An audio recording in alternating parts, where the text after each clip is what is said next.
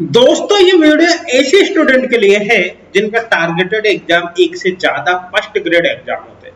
जैसे आपने देखा होगा बहुत सारे स्टूडेंट ऐसे होते हैं जो कि आरपीसी के साथ साथ यूपी का, एनवीएस का, केवीएस का हो, चाहे ईएमआरएस का हो, DSSS का हो, एमपी का, सभी फर्स्ट ग्रेड एग्जाम देता है। इसी तरह यूपी की प्रिपरेशन करने वाला आरपीसी का फॉर्म भी भरता है, एमपी का भी भरता है ना, DSSS की प्रिपरेशन करने वाला भी बाकी फॉर्म भी भरता है।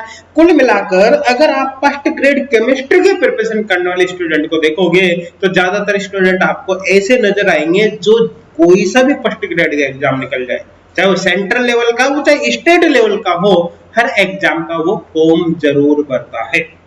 अब यहाँ पर एक्चुअली कंफ्यूजन क्या होता है, जैसे कोई भी एक स्टूडेंट है जो आरपीसी फर्स्ट ग्रेड केमिस्ट्री की प्रिपरेशन कर रहा है, तो जब उसका आरपीसी का एग्जाम हो जाएगा तो फिर वो किसी दूसरे एग्जाम के प्रिपरेशन में लगेगा और वापस वो प्रिपरेशन को शुरू से करने की कोशिश करता है। तो ऐसे केस में उसका बहुत सारा टाइम लॉस हो जाता है, उसके सिलेक्शन के चांस ऑटोमेटिकली कम हो जाते हैं। ठीक है, लेकिन मैं आपको बता देता हूं, मैं यहाँ पर आपको एक ऐसा तरीका बताने वाला हूँ, वन शॉट प्रिपरेशन स्ट्रेटजी आपको बताने वाला हो, जिससे चाहे आपका कोई सा भी एग्जाम हो, आप उसकी एक साथ एक ही समय पर प्रिपरेशन कर सकते हो।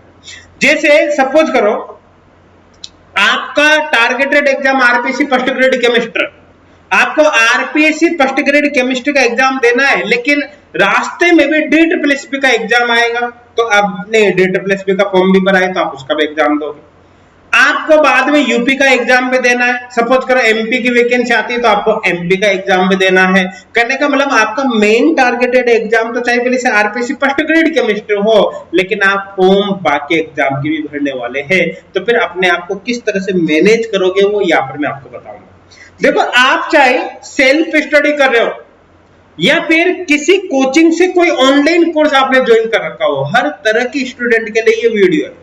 यहाँ पर मैं आपको क्लियर कट सिलेबस एनालिसिस के बारे में बताऊंगा, आपको ये मैं क्लियर बता दूंगा कि आपको किस एग्जाम के प्रिपरेशन के लिए कौन सा टॉपिक पढ़ना है, कौन सा टॉपिक आपको छोड़ना है, सब कुछ यहाँ पर मैं आपको बताने वाला हूँ। उससे आपको तुरंत पता चल जाएगा कि पहले आपका जैसे DSSS का एग्जाम आने वाला है, तो आप पहले किन किन टॉपिक को पढ़ो और बाद में कौन से टॉपिक को पढ़ोगे।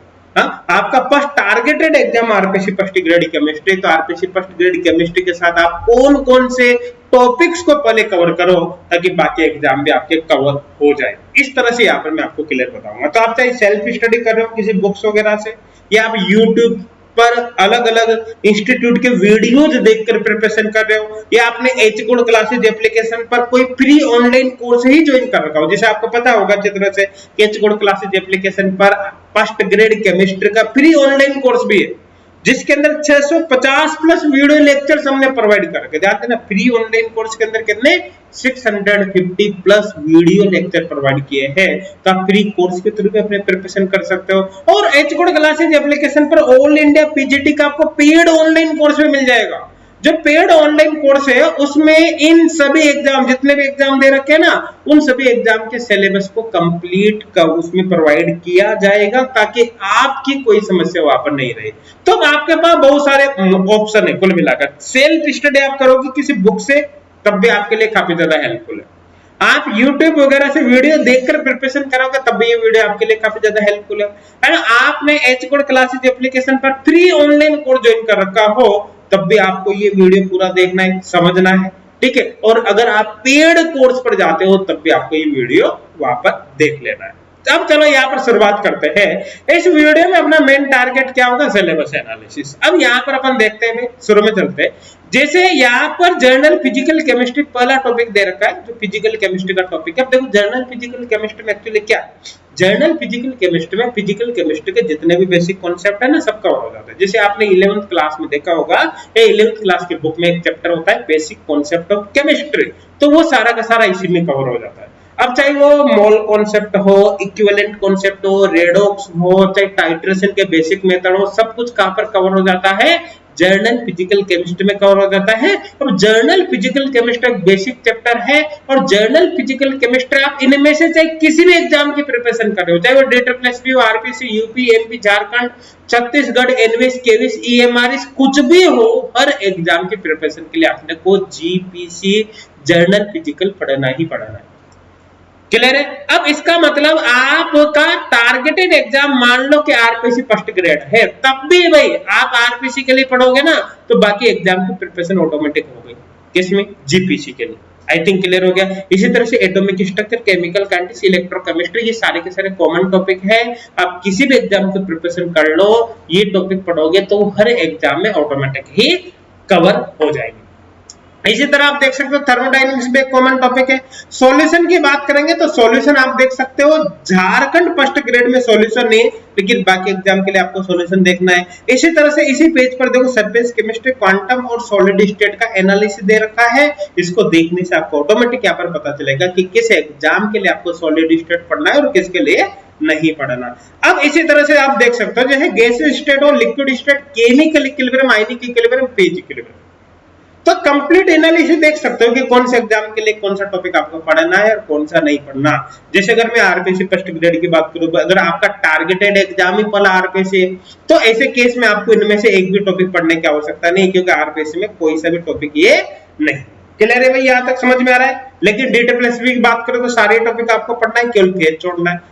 इस तरह से आपको यहाँ पर इस वीडियो से काफी हेल्प मिलने वाली है। अच्छा, इनमें से ज्यादातर टॉपिक आपको एचगोड क्लासेस एप्लीकेशन पर जो फ्री ऑनलाइन कोर्स है, ध्यान देना पेड की बात नहीं कर रहा, फ्री ऑनलाइन कोर्स में भी ज्यादातर टॉपिक मिल जाएंगे। तो ऐसे केस में अगर आपने एचगोड क्लासेस एप्लीकेशन डाउनलोड नहीं किया हो तो भी उसको डाउनलोड कर लेना, है ना। आप पेड ऑनलाइन कोर्स ज्वाइन करो या नहीं करो, लेकिन फ्री कोर्स जरूर ज्वाइन कर लेना, और उससे भी आप अपनी प्रिपरेशन को कंटिन्यू वहां पर कर सकते हैं। अब बात करें बाकी टॉपिक है, स्टैटिस्टिकल थर्मोडायनेमिक्स है, फिजिकल फोटोकेमिस्ट्री, है ना। तो ये किस एग्जाम में आप देख सकते हैं, इनऑर्गेनिक केमिस्ट्री में पीरियोडिक टेबल, केमिकल बॉन्डिंग, आपको हर एग्जाम की प्रिपरेशन के लिए देखना है, हर एग्जाम में ये अवेलेबल है। सिलेबस देखोगे तो पता चलेगा। डी ब्लॉक कोऑर्डिनेशन केमिस्ट्री सारे एग्जाम में कॉमन है। ऑर्गेनोमेटेलिक केमिस्ट्री, ए ब्लॉक एलिमेंट और पी ब्लॉक का एनालिसिस यहाँ पर आप देख सकते हो कौन से एग्जाम में कौन से में नहीं है, ए ब्लॉक में सभी एग्जाम के अंदर कॉमन।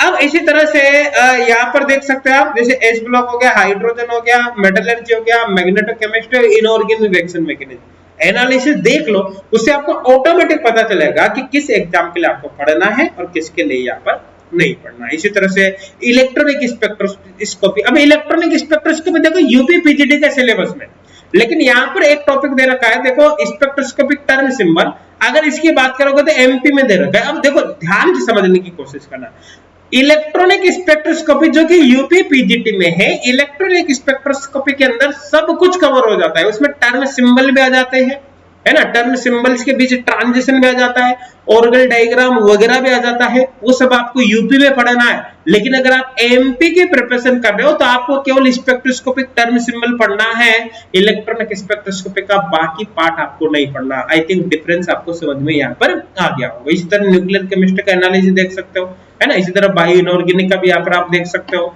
है ना। Non equals solvent acid base का एनालिसिस आप देख सकते हो। अब देखो ऑर्गेनिक केमिस्ट्री में, जैसे अगर जीओसी की बात करूं मैं, जर्नल ऑर्गेनिक केमिस्ट्री, है ना, isomerism, intermediate reaction mechanism, organic transformation, ये जो चार टॉपिक है, ध्यान देना, जीओसी हो गया, है ना, आइसोमेरिज्म हो गया, रिएक्टिव इंटरमीडिएट और रिएक्शन मैकेनिज्म, ऑर्गेनिक ट्रांसफॉर्मेशन, ये टॉपिक अपने आप में बहुत ही ज्यादा इंपॉर्टेंट है और हर एग्जाम के प्रिपरेशन के लिए आपको पढ़ना ही पढ़ना है। भाई आप अगर इनमें से किसी भी एग्जाम का सिलेबस देखते हो तो आपको पता ही सिलेबस कैसे मिलेगा, आपको सिलेबस मिलेगा preparation strategy and chemical reaction of alkene, alkene, alkyne, है ना, एल्कोहल, ईथर, एल्डिहाइड, कीटोन्स, है ना, कार्बोनिल कंपाउंड्स, एल्डिहाइड, कीटोन आ ही गया, उसमें कार्बोक्सिलिक एसिड हो गया, एसिड डेरिवेटिव हो गया, अमीन्स हो गया, एटसेट्रा। इस तरह से आपको सिलेबस मिलता है। अब मैं आपको पक्का यहाँ पर बता रहा हूं कि अगर आपने जीओसी पढ़ा, जर्नल ऑर्गेनिक केमिस्ट्री, आइसोमेरिज्म पढ़ा जिसमें स्ट्रक्चरल स्टीरियो आ गया, इंटरमीडिएट रिएक्शन मैकेनिज्म पढ़ा और ऑर्गेनिक ट्रांसफॉर्मेशन आ गया जिसमें रिएजेंट कवर हो जाता है पूरा पूरा, अगर आपने ये चार टॉपिक पढ़ लिया तो फिर आपको एल्केन, एल्कीन, एल्काइन, इंटरमीडिएट्स वगैरह वहां पर जैसे हो गया हेलो एल्केन्स वगैरह, एरिन्स वगैरह, ये सब कुछ आपको अलग अलग पढ़ने की आवश्यकता ही नहीं है।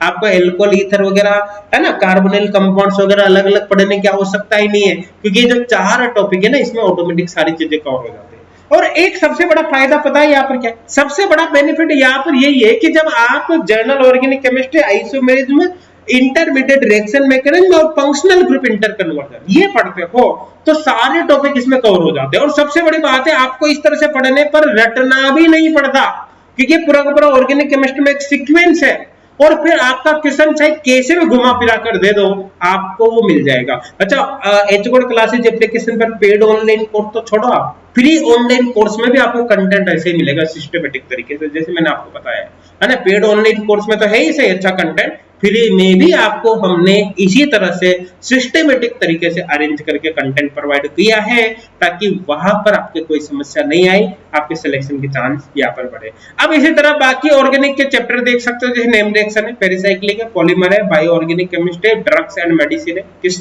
एग्जाम में किस में नहीं आप देख सकते हैं। Environmental chemistry, green chemistry, nano science, organic के सिंथेसिस, एनालिटिकल केमिस्ट्री का एनालिसिस देख सकते हैं। इसी तरह organic photochemistry, purification of organic compound, heterocyclic compound का एनालिसिस भी आप देख सकते हैं। इसी तरह केमिस्ट्री इन एवरीडे लाइफ यहाँ पर देख सकते हैं, है ना। ये कौन कौन से एग्जाम में कौन से में नहीं।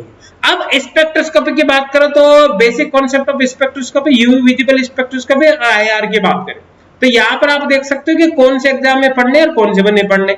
इसी तरह से एनएमआर, रमन, ईएसआर, मास और माइक्रोवेव का एनालिसिस भी आप यहाँ पर देख सकते हैं। तो दोस्तों ये जो वीडियो है ना बहुत ही ज्यादा इंपॉर्टेंट है। ये जो पूरी टेबल यहाँ पर हमने प्रोवाइड किए हैं, इससे आपको ऑटोमेटिक पता चलेगा कि किस एग्जाम के लिए आपको कौन सा टॉपिक पढ़ना है और कौन सा टॉपिक नहीं पढ़ना। आप चाहे सेल्फ स्टडी कर लो, है ना, यूट्यूब वीडियो वगैरह से स्टडी कर लो, बुक से कर लो, एचगोड क्लासेज एप्लीकेशन पर फ्री ऑनलाइन कोर्स स्टडी कर लो, चाहे पेड कोर्स ले लो, आपको इस तरीके को जरूर फॉलो करना है। इसको फॉलो करने से आपको ये पता चल जाएगा कि कौन सा एग्जाम आपका, जो भी एग्जाम आपका पहले आने वाला है उससे रिलेटेड टॉपिक्स को आप पहले कवर कर लो, बाकी टॉपिक को आप बाद में कवर कर लो, ऑटोमेटिक आपको पता चल जाएगा। आपका कोई एक पर्टिकुलर टारगेटेड एग्जाम है, जैसे आरपीसी, एमपी, यूपी वगैरह कुछ भी, तो आप उस एग्जाम के टॉपिक्स पहले कवर कर लो, बाकी टॉपिक को बाद में कवर कर लो, तो एक साथ आपकी प्रिपरेशन यहाँ पर हो जाएगी। अब एचगोड क्लासेज एप्लीकेशन पर जो फ्री ऑनलाइन कोर्स है उसको तो आप ज्वाइन कर ही लेना, लिंक आपको डिस्क्रिप्शन में मिल जाएगा। आप एप्लीकेशन को, एचगोड क्लासेज एप्लीकेशन को डाउनलोड करके फ्री कोर्स ज्वाइन कर लेना। इसमें आपको 650 प्लस वीडियो लेक्चर्स मिलेगा, है ना, जिनके थ्रू आप इन एग्जाम के मैक्सिमम टॉपिक की प्रिपरेशन कर पाओगे। और एचगोड क्लासेज एप्लीकेशन पर देखो जो ऑनलाइन कोर्स है ना, वो इंडिविजुअल कोर्स भी, इंडिविजुअल कैसे, जैसे एमपी का अलग, यूपी का अलग, झारखंड का अलग, इसी तरह से आरपीसी फर्स्ट ग्रेड का अलग है, डेट पीएलएसबी का अलग है, सब कुछ सारे कोर्स अलग अलग है। लेकिन बहुत सारे स्टूडेंट के क्या कॉमन टारगेट्स होते हैं। कॉमन टारगेट कैसे, जैसे वो आरपीसी के साथ साथ DSSB की प्रिपरेशन भी कर रहा है, एनवीएस की भी कर रहा है, केवीएस की भी कर रहा है। ऐसे केस में आप पर्टिकुलर कोर्स पर ना जाकर आप ऑल इंडिया पीजीटी के इस कोर्स पर जा सकते हो। और इस कोर्स की सबसे खास बात पता है क्या, इसमें सारे एग्जाम तो कवर होंगे ही होंगे ही। इसके साथ साथ इस कोर्स में मंथली सब्सक्रिप्शन है, मतलब सारे अमाउंट आपको एक साथ पे करने की जरूरत नहीं है। आपको पहले मंथ की जो प्राइस है वो 1499 पे करनी पड़ेगी, है ना। उसके बाद आपको आगे नेक्स्ट मंथ से मात्र 389 यहाँ पर मंथ पे करना पड़ेगा। हर महीने आप 389 पे करते जाओ, जब तक आपको अपना सिलेबस कवर करना है, जब तक आपको कोर्स रखना है, तब तक आप 389 पे करोगे। बाद में फिर आपको 389 पे करने की आवश्यकता नहीं होगी, है ना। और पहले मंथ में 1499 में हमने प्राइस क्यों रखी, क्योंकि इसके अंदर जो कंटेंट हमने प्रोवाइड किया है, जिसके अंदर बेसिकली बात करें नोट्स वगैरह है, जिसके अंदर हमने बात करी यहाँ पर जैसे असाइनमेंट शीट्स वगैरह, क्वेश्चन शीट, बेसिकली वो चीजें डाउनलोडेबल है। तो आप जो पहले मंथ में ही उनको डाउनलोड करके आप अपने पास रख सकते हो।